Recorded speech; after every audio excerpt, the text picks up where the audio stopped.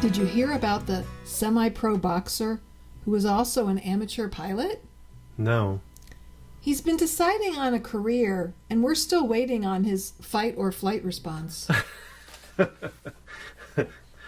Another Tuesday tip from Don And Gina. with Focused Healthy Family. And today, as the joke said, we're talking about fight or flight and the effects of anxiety on us. And it's really fight, flight, or freeze. Yes, yes.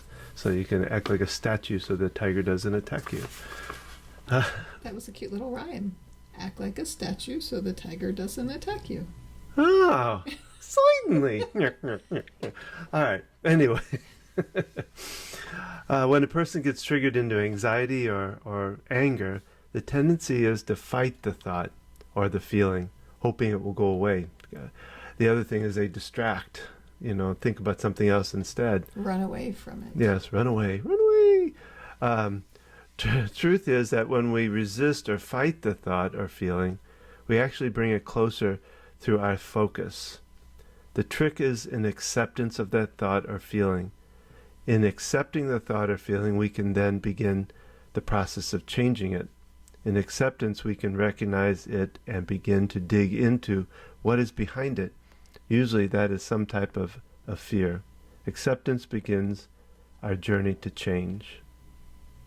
And so this is something I work on with every client that I see, is because I talk about arm length awareness. We tend to catch these things that trigger us after the fact.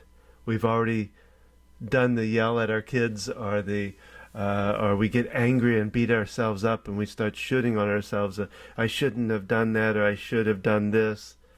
And so we recognize it after the fact, already out. It's already been spoken, thought, whatever. And so we're catching it at arm's length. And that arm might be 2 days long, because I just had that with a client yesterday, that he thought about something he did the day we were doing it, but it was 2 days before when it happened. And what we tend to do when we catch it after the fact is one of two things. We either beat ourselves up, or we distract to avoid, to think about something else. And distraction is not necessarily a bad thing, but if we use it too much, we're not really getting to the root of what's happening. And what I talk about is, instead of the beating up or the distracting, is we accept the thought, because it is what it is. It isn't like it didn't happen. If you're angry right now, I'm angry. And this is something that we can practice ourselves, and it's a great example for our kids at any age. I am really angry right now. I am afraid I'm going to start yelling at everybody, so I think I'm going to go in my room, or I'm going to sit down and watch a funny show for a minute, because I don't want to explode all over everybody. Or I'm going to listen to, I have a playlist called Angry at the System. And Oh my. My friends taught me about primal screaming, and I haven't done that per se, but I walk nearby in an area where there's no people around, and I listen to music and I sing it out loud. And it kind of lets me vent and get those feelings out, and take these poetic words by some amazing writers, and to release it. And it does feel like a release. Well, one of the things I talk about in accepting it is, I talk about, we then turn to the mind, back to the mind. We kind of talk to ourselves in a way. Because one of the things I've seen, and I'm not the scientist or the doctor here, but I've seen it just through the pattern over the years of working with people, is I feel like it's the mind. The mind's job is to keep us safe, keep us from getting hurt, all of that. And what I see is that whatever this trigger was, this response that we did to a situation, is probably something that we have done over and over and over and over throughout our life, or over years. And so the mind kind of looks at it and goes, well, every time a situation like that happens, this is how that person responds. That must be a safe place for him. I'm going to keep him there. And I think we have to go back to the mind and say, because it's confused. It could be triggering us back to it when we were 5 years old or something, when that particular response was something we needed to protect us, from feeling hurt or abused or whatever it might be. But we're not 5 anymore, and the mind doesn't really, I don't think, always quite understand that. And we kind of have to let it know, you know what? I get it. I get why you're doing it. You're trying to keep me safe by keeping me in that pattern, but it's not. Well, our mind can't tell the difference between imagined events and real events.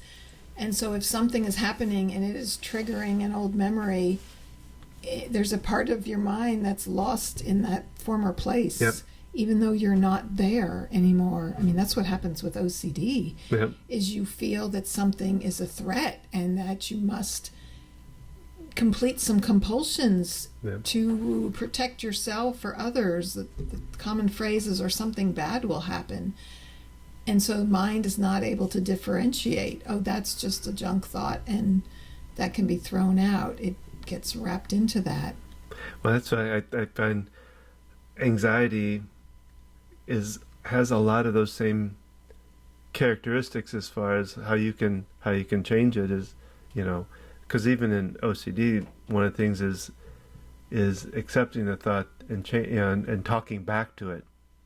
And that's what I think I try to teach my clients, is about catching it and saying, whoa, wait a minute.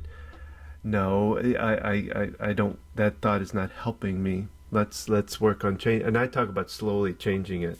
So there's a whole, I call my arm length awareness process that I take patients through. And you have a whole self-paced program that you can find out at focusedhealthyfamily.com.